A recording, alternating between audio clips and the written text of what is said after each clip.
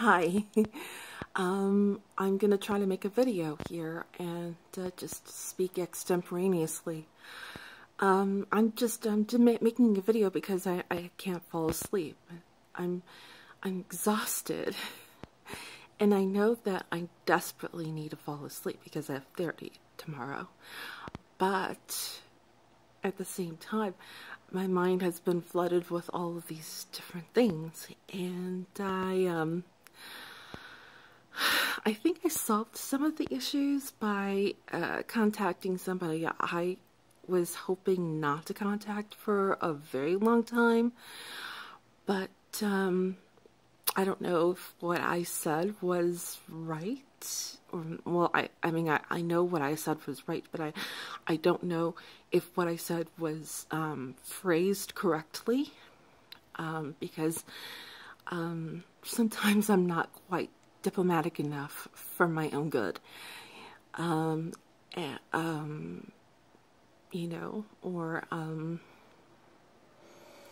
I don't know how the person on the other end is going to react, but I'm trying not to worry about it because ultimately I really don't care about this person's reactions or feelings toward me either way. I've pretty much given up on them ever being a part of my life ever again, and as a result, I guess I shouldn't be worried if that person gets furious and doesn't want to ever talk to me again, because we're pretty much given up on that ghost. Maybe, you know, it'll cause them to reflect. I don't know. We'll see that if it does happen. But yeah, I've been doing a lot of soul searching and a lot of attempting to work on myself. I still hate the way I look. I just don't like the way I look, and that's gonna take a long time. You know, it's gonna take a lot of hard work for me to correct my cognitive fallacies, or cognitive distortions is the correct term. And I know I have a whole host of them, and I know that my anxiety is the #1 issue on my plate. That's a new revelation for me. Turns out that I've been an anxious person since pretty much day one of my life. You know, I remember being anxiety fueled when I was 2, which is something you don't normally expect outside of Woody Allen movie. You know, in fact, I consider myself kind of like a female Woody Allen, except without the pedophilia and incest.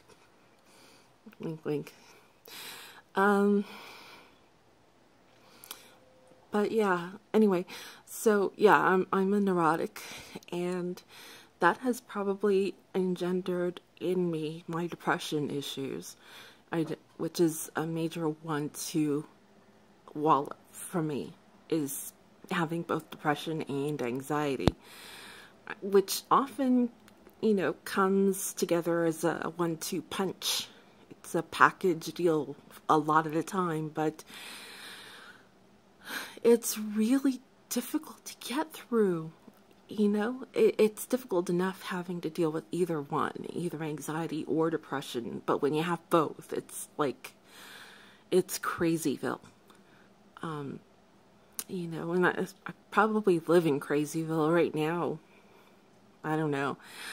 But yeah, I'm trying to get myself to a point where I'm okay with myself, and I'm okay with, you know, living in the life that I have, you know, and that's going to take some time, and that's going to take some effort, and I'm not wearing any makeup again, even though I've been trying to wear makeup a lot more these days, because, frankly, I think I look awful without it. I think, look at all the blemishes on my face, and look at all the wrinkles on my forehead, and you know, huge honker of a nose.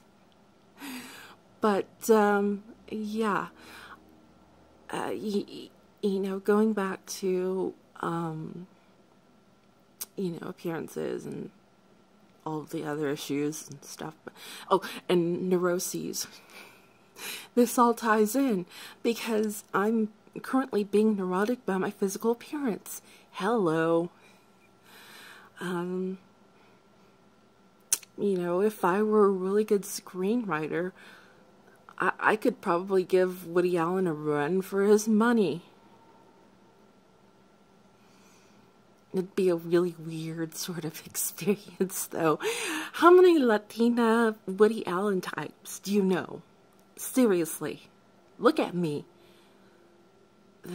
This isn't the face of somebody who's supposed to, you know, be a hyper-neurotic urbanite. But that's basically who I am. And, look, I keep on looking at myself in the preview for this and just looking and spotting every single bit of imperfection in me. Like I did with the last video. You know, but, you know, hey, sometimes you gotta start climbing a mountain by taking the first step.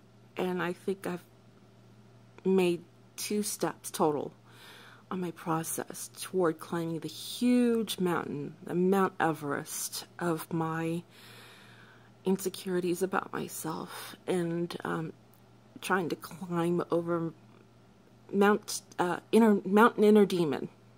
That's my mountain, Mount Inner Demon. And so yeah, I at least am at the point now where I recognize that a lot of things that have happened to me in my past that I had continually blamed myself for were not my fault. They were things that happened to me because I just happen to have people in my life who are just complete and utter jerks. And I need to, you know, divest myself of any responsibility from, for their actions or for the way that they treated me. That's really freeing. I know for absolute certain that my speaking habits are due to my innate anxiety issues. Plus, I don't know if you've already told, you could tell from me that, that I'm an introvert, but I am a very, very serious introvert. So, anytime that I'm trying to talk, I'm trying to think of exactly the right way to phrase something instead of just speaking extemporaneously about something, just, you know, like off the cuff, like normal people do. That's not the way that I communicate, though. I try to figure out the precise words to say, and that also lends itself to this spirit of perfectionism that I've experienced for pretty much the whole of my life. You know, I've got perfectionistic tendencies, but then again, my mother had perfectionistic tendencies. She was actually the queen of perfectionists, just like she was the queen of anxiety addicts or anxiety queens, for lack of a better term. My mom could worry for the entire universe and still worry for 2 or 3 more universes we haven't explored or discovered yet. That was just her nature, and I happen to inherit quite a lot of that. I'm not at the level of anxiety and worry that she had, but then again, that's like saying, you know, I'm stronger than Mr. Olympia, or that I can sing better than renowned operatic soprano. You know, there is absolutely no way I can compete with that level of worry or that level of perfectionism. You know, I just happen to have an extraordinary level of perfectionism and worry, but, you know, not to the degree that my mom had. And I suppose that's a good thing. It's also not a good thing that I happen to have inherited about 75%, 85% actually, of my mom's worry and anxiety and need to be absolutely perfect at all times. Which also plays into my physical appearance because, you know, my forehead is far from perfect. My skin is far from perfect. And my nose is far from perfect. And that's caused me a lot of consternation. Consternation is what I tried to say. I couldn't. But anyway, so yeah. And maybe in the process of letting go, I can let go of those issues I have. I mean, people have said I look perfectly fine. And we'll test this theory right now, in fact. But yeah, so I should try to be fine with the way that I look. It's gonna be so hard, though. So super hard. This is gonna take such a long time. But, I guess, you know, as the old saying goes, Rome wasn't built in a day.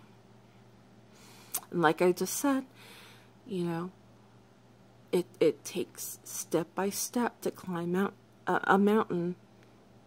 And,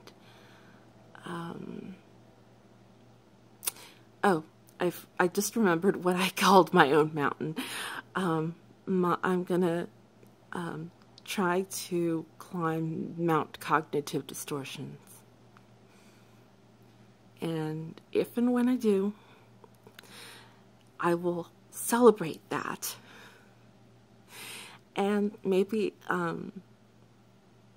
my life will magically get better. I don't know, but or at least I know that I will be okay with how my life is.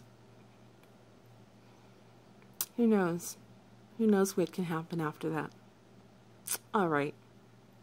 That's enough from me for now.